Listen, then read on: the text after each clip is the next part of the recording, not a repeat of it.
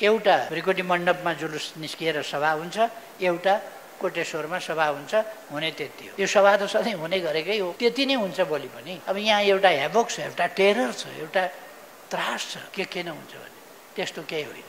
नचाहिएको अत्तो थापेर विषय न सिषय सदन अवरुद्ध के भयो अरे भन्दा कर्मचारी सरुवा भयो कि कर्मचारी हटाइयो कि निकालियो कि फेरि कस्ता मान्छेले भन्दा त्यहीँबाट हुर्किएर आएको मान्छेलाई निकालेर रिटायर भएको मान्छेलाई ल्याएर त्यहाँ राख्ने मान्छेले अहिले न्यायका कुरा गर्नु अनि नन इस्युलाई इस्यु बनाएर संसद चल्न नदिनु। अध्यादेशहरू यो 18 गतेभित्र पास भएनन्, हस्ताक्षर भएन राष्ट्रपतिबाट भने त्यो असफल हुन्छ। फेरि कानुनविहीनतामा देश पस्छ। यो 2 महिना हामीले कानुनबाट अगाडि बढाइसकेका थियौँ, फेरि कानुनविहीनतामा देश पस्छ। त्यो कुरा बुझिकन अदालतलाई दबाब दिनका लागि एउटा कर्मचारीका पक्षमा किन अन्याय भयो भनेर नन इस्युलाई इस्यु बनाएर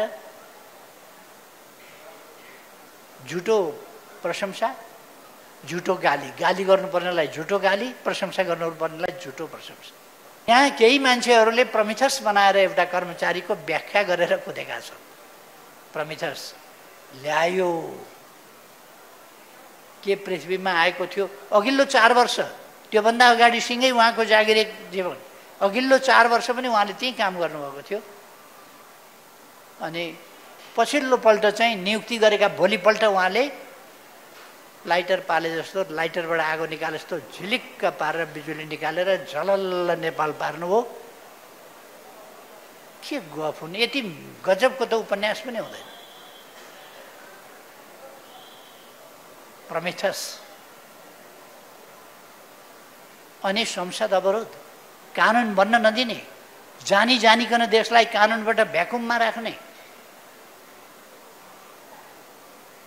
अब यस्ता खालका क्रियाकलापहरूमा लागेपछि अहिले पनि लागिरहेका छन् मान्छे।